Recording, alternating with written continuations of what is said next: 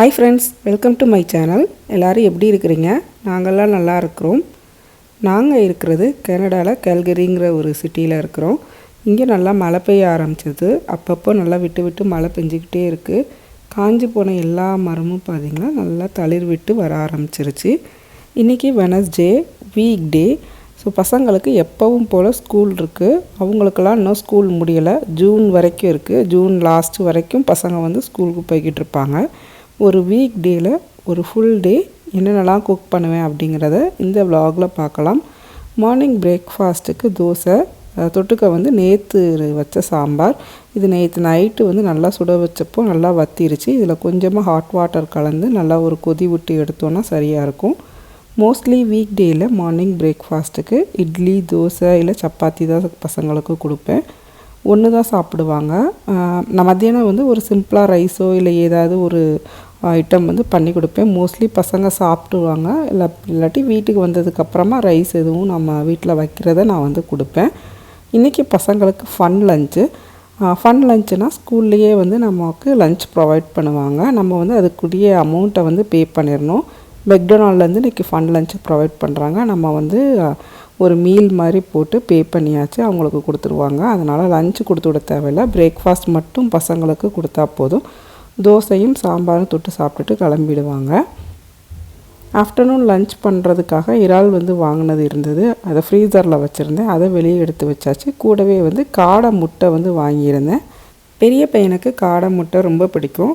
Shopping போகிறப்பெல்லாம் இந்த மாதிரி டிஃப்ரெண்ட்டாக ஏதாவது ஒரு வெரைட்டியை எடுத்துகிட்டு வந்துட்டு சமைச்சு தர சொல்லி அவன் தான் சொல்லிகிட்டே இருப்பான். ஏதாவது டிஃப்ரெண்ட்டாக அவன் தான் எடுத்துகிட்டு ட்ரை பண்ணுறதுக்காக சொல்லுவான். இன்றைக்கி பசங்களோட ஸ்நாக்ஸ்க்காக ஸ்வீட் கார்ன் அவிய போட்டிருக்கேன். மார்னிங் பிரேக்ஃபாஸ்ட்டும் ஸ்நாக்ஸ் ஒர்க்கும் நமக்கு முடிஞ்சது.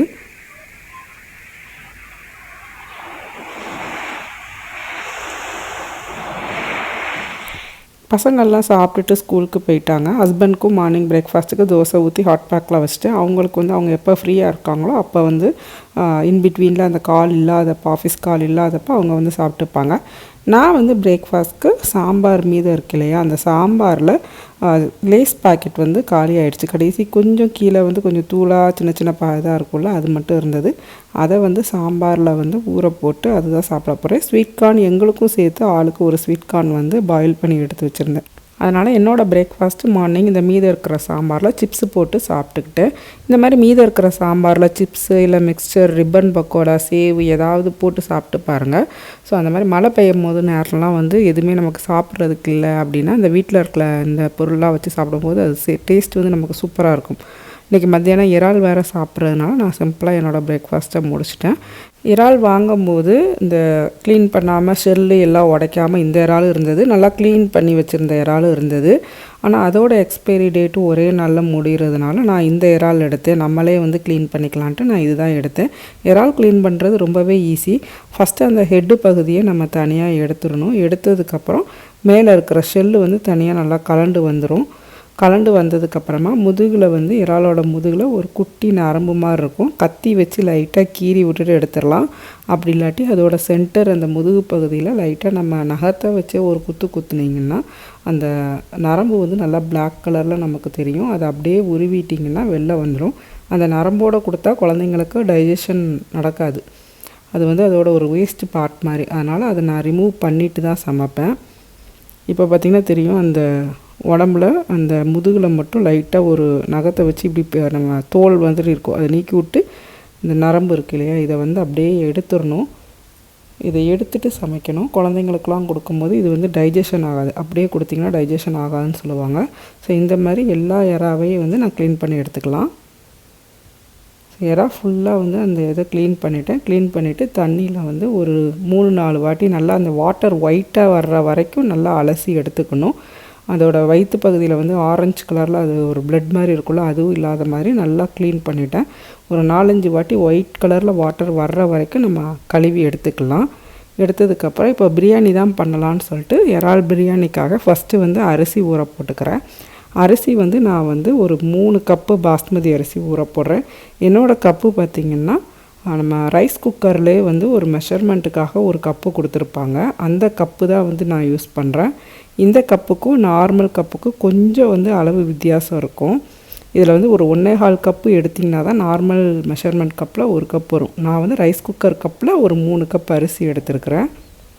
இந்த இறால் பிரியாணி ரொம்பவே சிம்பிளாக நம்ம ஈஸியாக பண்ணிடலாம். நம்ம முன்னாடியே மேரினேட் பண்ணணும் அந்த மாதிரிலாம் எதுவுமே தேவையில்லை. ஈஸியாக நம்ம பிகினர்ஸ் கூட வந்து இறால் பிரியாணி பண்ணலாம். அந்த மாதிரி இறால் பிரியாணி தான் இன்றைக்கி வந்து பண்ண போகிறேன். நம்ம உடனே அந்த ஸ்பாட்டில் பண்ணுற மாதிரி பண்ண போகிறேன். பாஸ்மதி அரிசி மட்டும் நம்ம பண்ணுறதுக்கு ஒரு 1/2 ஹவருக்கு முன்னாடியே ஃபஸ்ட்டே வந்து நான் இறால் க்ளீன் பண்ணாமல் ஊற வச்சுட்டேன். அதுக்கப்புறமா நம்ம காய் கட் பண்ணிவிட்டு பண்ணும்போது சரியாக இருக்கும். இந்த காடை முட்டையை வந்து நம்ம காய் கட் பண்ணுறதுக்கு முன்னாடி வந்து அவிய போட்டலாங்கிறதுக்காக எடுத்திருக்கேன். காடை முட்டை நம்ம சிக்கன் முட்டை மாதிரியே நல்லா ஹெல்த்தியானது, நல்லா ப்ரோட்டீன் அண்ட் ஃபேட் ரிச் உள்ளது. ஸோ எப்போல்லாம் காடை முட்டை கிடைக்குதோ அப்போல்லாம் வந்து நான் வாங்கிடுவேன். பசங்களும் அது வந்து விரும்பி சாப்பிடுவாங்க, அதனால் வந்து எடுத்துருவேன். பிரியாணிக்கு வந்து ஒரு ஆளுக்கு நம்ம ஒரு முட்டை வைப்போம் இல்லையா, இது காடை முட்டை வந்து சைஸில் சின்னதாக இருக்கிறதுனால ஒரு ஆளுக்கு வந்து 3 முட்டை, 3 காடை முட்டை வந்து ஒரு கோழி முட்டைக்கு வந்து ஈக்குவலாக இருக்கும். அதனால் ஒரு ஆளுக்கு 3 முட்டை மாதிரி நாங்கள் 4 பேர் இருக்கிறதுனால மொத்தமாக 12 முட்டை வந்து அவிய போடுறேன். அந்த ட்ரேயில் வந்து 18 முட்டை இருந்தது. அந்த 18 முட்டையில் நான் வந்து 12 முட்டை வந்து அவிய போட்டிருக்கேன். மீதி வந்து 6 முட்டை இருந்தது. ஒரு ஆளுக்கு வந்து 3 முட்டை. காடை முட்டை சாப்பிடும்போது குழந்தைங்களுக்கெல்லாம் கொடுக்குறீங்கன்னா மேக்ஸிமம் ஒரு நாளைக்கு 6 முட்டை கொடுக்கலாம். அதுக்கு மேலெலாம் வந்து காடை முட்டை வந்து குழந்தைங்களுக்கு கொடுக்கக்கூடாது. பெரியவங்களாக இருந்தால் ஒரு 10 இல்லை 12 முட்டை சாப்பிட்லாம் ஒரு நாளைக்கு. அதுக்கு மேலே சாப்பிட்றது வந்து காடை முட்டையும் நல்லது கிடையாது, அளவோடு தான் சாப்பிட்ணும். இப்போ பிரியாணிக்கு வந்து வெங்காயம் தக்காளி எல்லாம் வந்து வச்சு ரெடி பண்ணிடலான்ட்டு வெங்காயத்துக்கு வந்து கட் பண்ணிகிட்ருக்கேன். வெங்காயம் வந்து என்ன தான் நம்ம வந்து பிரித்து நான் வச்சுருந்தேன், கொஞ்சம் முளை விட்ட வெங்காயம் இதெல்லாம் வந்து தனித்தனியாக பிரித்து வச்சுருந்தேன். ஆனாலும் சீக்கிரமாக வந்து நமக்கு அது முளைச்சிட்டு வந்துடுது. நம்ம மொத்தமாக அந்த 10 கிலோ வெங்காயம் எடுக்கிறதுனால எப்படினாலும் முளைச்சிட்டு வந்துடுது. பிரியாணிக்கு வந்து தக்காளி வந்து நான் வந்து ஒரு தக்காளி தான் வந்து யூஸ் பண்ணுவேன். வெங்காயம் வந்து ஒரு 2 வெங்காயம் வந்து இன்றைக்கி கட் பண்ணிக்கிறேன். 2 வெங்காயம் நல்லா பொடியாக மெல்லிஸாக நறுக்கி வச்சுக்கணும். பிரியாணிக்கு வந்து கொஞ்சம் வெங்காயம் வந்து தடிமனாக நறுக்குனா நல்லா இருக்காது, கொஞ்சம் தின் ஸ்லைஸாக நறுக்குனா தான் நல்லாயிருக்கும். அதனால் மெல்லிஸாக நறுக்கிட்டு குக்கர் வச்சுட்டேன். குக்கரில் வந்து 2 ஸ்பூன் வந்து எண்ணெயும் 2 ஸ்பூன் வந்து நெய்யும் வந்து கலந்து எடுத்து வச்சுருந்தேன். அதை வந்து ஊற்றிக்கலாம். ஊற்றினதுக்கப்புறம் இதை வந்து நல்லா கொஞ்சம் சூடு ஏறினதுக்கப்புறமா பிரியாணி இலை ஒரு 3 கப் ரைஸ் போட்டிருக்கோம் இல்லையா, அதனால் நான் 3 பிரியாணி இலை, 3 அன்னாசிப்பூ, 3 லவங்கம், 3 ஏலக்காய், கொஞ்சம் ஒரு துண்டு பட்டையை வந்து உடச்சி சேர்த்துருக்குறேன். ஸோ நான் வந்து 3 கப்பு போட்டிருந்ததுனால எல்லாமே 3 எடுத்துக்கிட்டேன். பிரியாணி அந்த ஸ்பைசஸ் எல்லாமே 3 எடுத்துக்கிட்டேன். இது எண்ணெயில் லைட்டாக சிவந்து வரவும் நம்ம தின்னாக ஸ்லைஸ் பண்ணி வச்சுருக்கிற 2 வெங்காயம் வந்து சேர்த்துருக்கேன். வெங்காயம் சேர்த்து நல்லா வதக்கி விட்டுறணும். வெங்காயம் வந்து ஓரளவு நல்லா கொஞ்சம் பொன்னிறமாக வதங்க ஆரம்பிக்கும் போது நம்ம வந்து ஒரு 3 பச்சை மிளகா அதை 2ஆக கட் பண்ணி சேர்த்துருக்குறேன். இல்லை 2ஆக நம்ம உடச்சி கூட சேர்த்துக்கலாம். இது கூடவே 1.5 ஸ்பூன் போல் இஞ்சி பூண்டு பேஸ்ட் வந்து சேர்த்துக்கோங்க.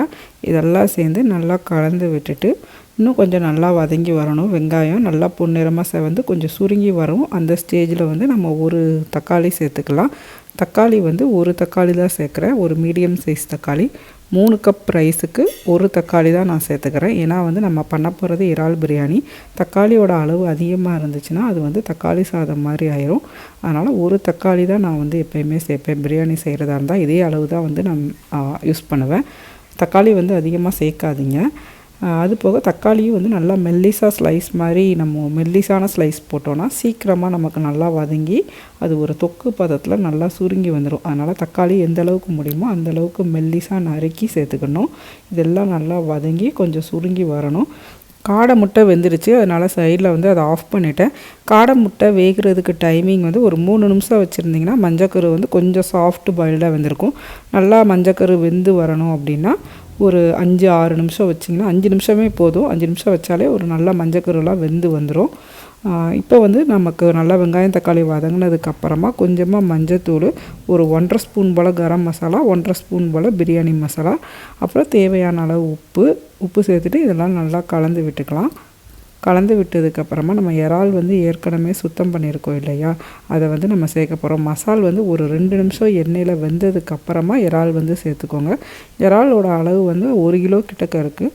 அதனால் நான் பாதி மட்டும் சேர்த்துக்கிறேன். ஏன்னா 1/2 கிலோ சேர்த்தா போதும், நம்ம 3 கப் ரைஸ் தான் பண்ணுறோம். அதனால் ஒரு 1/2 கிலோ இறால் மட்டும் சேர்த்துட்டு மீதி 1/2 கிலோ இறால் வந்து நான் தொக்கு மாதிரி பண்ணிக்க போகிறேன். நைட்டுக்கு வந்து சப்பாத்திக்கோ இல்லை இட்லிக்கோ நம்ம வச்சு சாப்பிட்டுக்கலாம். அதனால் பாதி இறால் மட்டும்தான் இதில் கலந்துருக்கேன். இறால் கலந்ததுக்கப்புறமா ஒரு 5 நிமிஷம் போல் நல்லா வந்து ஒரு மீடியம் ஃப்ளேமில் வச்சு அதை வதங்க விட்டுக்கோங்க. அப்பப்போ கலந்து விட்டுக்கிட்டே இருக்கணும், இல்லாட்டி அடி பிடிச்சிடும். நான் வந்து தொக்கு பண்ணுறதுக்கும் தயிர் பச்சடி பண்ணுறதுக்காக ஆனியன் கட் பண்ணிக்கிட்டு இருக்கேன். இறால் வெந்துக்கிட்டு இருக்க நேரத்தில் சைடில் நம்ம இந்த ஒர்க்கும் முடிச்சிட்டா நமக்கு சீக்கிரமாக ஒர்க்கு முடிஞ்சிடும். அதனால் இதுவும் பண்ணிடுறேன். நைட்டு பண்ணுறதுக்கு பதிலாக இப்போவே பண்ணி வச்சிடலாம் அப்படின்ட்டு இப்போவே பண்ணுறதுக்கு ஸ்டார்ட் பண்ணிட்டேன். இந்த மசாலெல்லாம் பார்த்திங்கன்னா நல்லா வெந்து இந்த மாதிரி இறால்லையும் மசால் ஏறிடும். இது வந்து இந்த இறாலுக்கு வந்து இந்த மசாலா வந்து சரியாக இருக்கும். உங்களுக்கு வந்து காரசாரமாக பிடிக்காது, கொஞ்சம் சப்புன்னு இருக்கும், குழந்தைங்களுக்கு கொடுக்கணும் அப்படின்னா வேணால் ஒரு 1/2 ஸ்பூன் கம்மி பண்ணிக்கோங்க. இப்போ வந்து ஊற வச்சுருந்த அரிசியை நல்லா கழுவி சுத்தம் பண்ணிவிட்டு இதில் சேர்த்துக்கிறேன். நான் வந்து 3 கப் அரிசி சேர்த்தேன், அதனால் 4.5 கப்பு வந்து தண்ணி சேர்த்துக்கிறேன். கூடவே நல்லா கழுவி சுத்தம் பண்ண கொத்தமல்லியும் புதினாவும் சேர்த்துக்கலாம். ரெண்டுமே ஒரு கையளவுக்கு நான் சேர்த்துக்கிறேன். இது வந்து நம்ம அரிசி சேர்த்தோம் இல்லையா, அரிசி சேர்த்தும் போதே வந்து நம்ம பண்ணிக்கலாம். நான் வந்து மறந்துட்டேன், அதனால் தண்ணி கலந்ததுக்கப்புறமா சேர்த்துருக்கேன். சேர்த்துட்டு ஒரு அரை லெமனை வந்து லைட்டாக இந்த மாதிரி புழிஞ்சு விட்டுட்டோன்னா நமக்கு பிரியாணி குழையாமல் நல்லா விதையாக தனித்தனி பருக்கையாக இருக்கும். அதனால் அரை லெமன் வந்து புழிஞ்சு விட்டுட்டு உப்பு வந்து சரி பார்த்துட்டு நம்ம வந்து குக்கர் மூடிடலாம். குக்கர் மூடிட்டு வெயிட் போட்டு ஒரு விசில் வரவும் நான் ஆஃப் பண்ணிவிடுவேன். அப்புறம் அந்த தம்லேயே இருக்கும்போது நமக்கு சரியாக இருக்கும். இங்கிட்டு வந்து எறா தொக்கு வந்து பண்ணிவிட்டேன். அதுக்கு வெங்காயம் வந்து வதக்கிட்டு கூடவே ஒரு தக்காளி போட்டிருக்கேன். தக்காளி நல்லா வதங்கினதுக்கப்புறமா இறால் போட்டு நல்லா வதக்கிட்டேன். இது கூடவே வீட்டில் வச்சுருந்த குழம்பு மிளகாய் தூள், மஞ்சத்தூள், உப்பு போட்டுருவேன். போடும்போது அது நல்லா தொக்கு மாதிரி வந்துடும். நல்லா வதங்கி வரவும் கொஞ்சமாக நம்ம கொத்தமல்லி போட்டு இறக்கிடலாம்.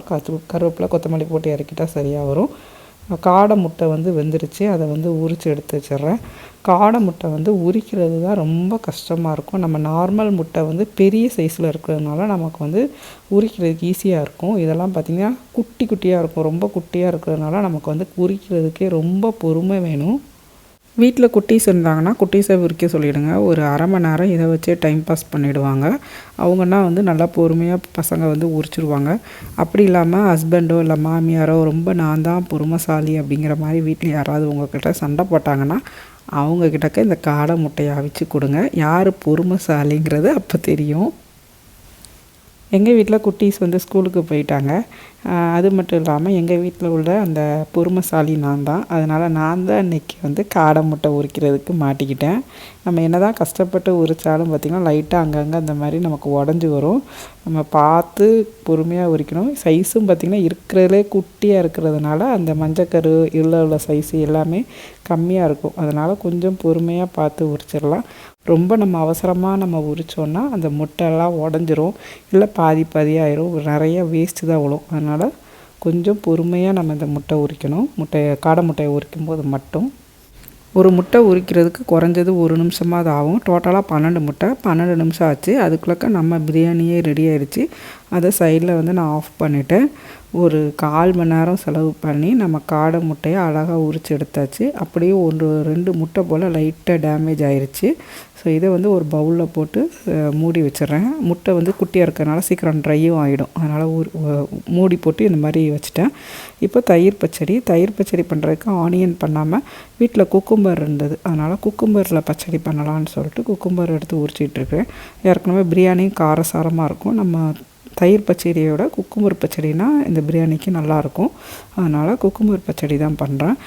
தோலெலாம் நல்லா சீவி எடுத்துட்டு வெள்ளரிக்காய் வந்து நல்லா பொடியாக நறுக்கி கட் பண்ணி ஒரு பவுலில் சேர்த்துருக்கேன். இது கூடவே சேர்க்குறதுக்காக கொத்தமல்லி நல்லா மெல்லிசாக பொடியாக நறுக்கி கட் பண்ணி வச்சுருக்கேன். நம்ம இறால் தொக்குக்கும் தேவைப்படுது, அதனால் கூட கொஞ்சம் வந்து கட் பண்ணியிருக்கிறேன். இப்போ வந்து இந்த பச்சடி பண்ணுறதுக்கு நம்ம நறுக்கின குக்கும்பரோட ஒரு 3 டேபிள் ஸ்பூன் போல் தயிர் சேர்த்துருக்கேன். தயிர் வந்து கொஞ்சம் கட்டியாக இருக்குது, அதனால் நான் கொஞ்சம் தண்ணி கலந்து மிக்ஸ் பண்ணிக்கிறேன். ரொம்ப கட்டியாக இருந்ததுன்னா பச்சடிக்கு வந்து நல்லா இருக்காது. கொஞ்சம் நம்ம செமி சாலிடாக இருந்தால் தான் நல்லாயிருக்கும். அதனால் கொஞ்சம் தண்ணி கலந்து மிக்ஸ் பண்ணிவிட்டு நம்ம நறுக்கி வச்சுருந்த கொத்தமல்லி கூடவே வந்து உப்பு, கொஞ்சமாக தனி மிளகாய்த்தூள் வந்து கொஞ்சம் ஒரு 1/4 டேபிள் ஸ்பூன் கூட சேர்த்தா கூட போதும். ஸோ இதெல்லாம் சேர்த்து நல்லா கலந்து விட்டு எடுத்தால் நம்ம வெள்ளரிக்காய் பச்சடி வந்து ரெடி. எப்போவும் ஆனியன் பச்சடியே பண்ணிக்கிட்டு இருக்கிறதுக்கு இந்த வெள்ளரிக்காய் பச்சடி வந்து சூப்பராக இருந்தது. அதுவும் அந்த வெள்ளரிக்காய் பச்சடி நல்ல காரசாரமான நம்ம ப்ரான் பிரியாணி காம்பினேஷனும் நல்லா இருந்தது. ப்ரான் தொக்கு வந்து ரெடி ஆயிடுச்சு. நல்லா அந்த ப்ரான் எல்லாம் சுருங்கி மசாலாலாம் நல்லா அப்சர்வ் ஆகிடுச்சு. இதில் வந்து கடைசியாக ஒரு கைப்பிடி அளவுக்கு நறுக்குன்னு கொத்தமல்லி சேர்த்துட்டு ஒரு தடவை நல்லா கலந்து விட்டுட்டா நம்ம ப்ரான் தொக்கு ரெடி. பார்க்கவே நல்லா சூப்பராக டெம்ப்டிங்காக இருந்தது. ஆனால் ஆஃப்டர்நூன் லஞ்சுக்கு பிரியாணி ஏற்கனவே இருக்கிறதுனால இதை வந்து டச் பண்ணக்கூடாதுன்னு பசங்கக்கிட்ட கையும் ஹஸ்பண்ட்டையும் ஸ்ட்ரிக்டாக சொல்லியாச்சு. இல்லாட்டி நமக்கு நைட்டுக்கு இன்னொரு டிஷ் வந்து ப்ரிப்பேர் பண்ண வேண்டியிருக்கும். ஸோ இதுனா இதோடய அட்ஜஸ்ட் பண்ணிக்கலாம். ஸோ பார்த்தாலே தெரியும் சூப்பராக இருந்தது ப்ரான் தொக்கும். ஸோ இன்றைக்கி what I cook on my week டேயில் ஸ்பெஷல் லஞ்ச் ப்ரான் பிரியாணி, கூடவே வந்து காடை முட்டை, அப்புறம் வந்து வெள்ளரிக்காய் பச்சடி. ஸோ எல்லாமே பார்த்திங்கன்னா பிரியாணி எல்லாம் நல்லா உதிரி உதிரியாக பறக்கையாக சூப்பராக வந்திருந்தது. நல்லா இந்த மலைக்கும் அதுக்கும் பிரியாணியோட டேஸ்ட்டும் அதோட காரம் எல்லாமே சூப்பராக நம்ம ஹோட்டல் ஸ்டைலில் சூப்பராக வந்திருந்தது. இந்த ரெசிபி வந்து நீங்களும் ட்ரை பண்ணி பாருங்கள். ட்ரை பண்ணி பார்த்துட்டு பிடிச்சிருந்துச்சுன்னா எனக்கு கமெண்ட்டில் சொல்லுங்கள்.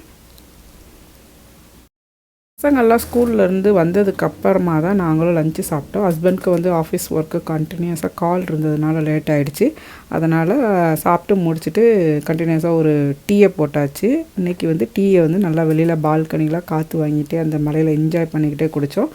நைட்டு டின்னருக்கு வந்து அஸ் யூஷுவல் சப்பாத்தி தான், எப்போவும் போல் உள்ள ரெசிபி. ஸோ ப்ரான் தொக்கும் நம்ம மதியானமே பண்ணிட்டோம்ல, அதுக்கும் இந்த சப்பாத்திக்கும் காம்பினேஷன் நல்லாயிருக்கும். சப்பாத்தி பண்ணிவிட்டு இன்றைக்கி வந்து எண்ணெய் எதுவும் சேர்க்காம சப்பாத்தி வந்து மாவு பிணையும் போதே நான் வந்து எண்ணெய் எதுவும் சேர்த்துக்கல. அது பக்கம் ரோல் பண்ணும்போதும் நான் வந்து சேர்த்துக்கல. ஸோ இந்த மாதிரி எண்ணெய்லாம் தேய்க்காமல் நம்ம சப்பாத்தி சுட்டு எடுத்ததுக்கப்புறமா அது மாதிரி லைட்டாக நம்ம வந்து பட்டர் தடவி விட்டால் அது வந்து சூப்பராக இருக்கும். நம்ம சப்பாத்தி வந்து ட்ரை ஆகாமையும் இருக்கும். நம்ம 2 பக்கம் போட்டுட்டு நல்லா திருப்பி போட்டுட்டு நம்ம எடுத்து வச்சதுக்கப்புறமா நம்ம வந்து அதில் வந்து மேட்டாப்பில் பட்டர் இல்லாட்டி கீ கூட சேர்த்துக்கலாம். கீ கூட சேர்க்கும் போது அந்த கார்னர்ஸ் எல்லாமே வந்து நல்லா ட்ரை ஆகாமல் சாஃப்டாக இருக்கும். ஸோ இன்றைக்கி டின்னருக்கு சப்பாத்தி அண்டு ப்ரான் தொக்கு. இதுதான் இன்றைக்கி what I cook on a day from morning to night. Prawn biryani recipe கண்டிப்பாக ட்ரை பண்ணி பாருங்கள். ட்ரை பண்ணி பார்த்துட்டு எப்படி இருந்ததுன்னு கமெண்ட்டில் சொல்லுங்கள். இந்த வீடியோ உங்களுக்கு பிடிச்சிருந்தா லைக் பண்ணுங்கள். இன்னொரு இன்ட்ரெஸ்டிங்கான விலாகில் நான் உங்களை மீட் பண்ணுறேன். பாய்.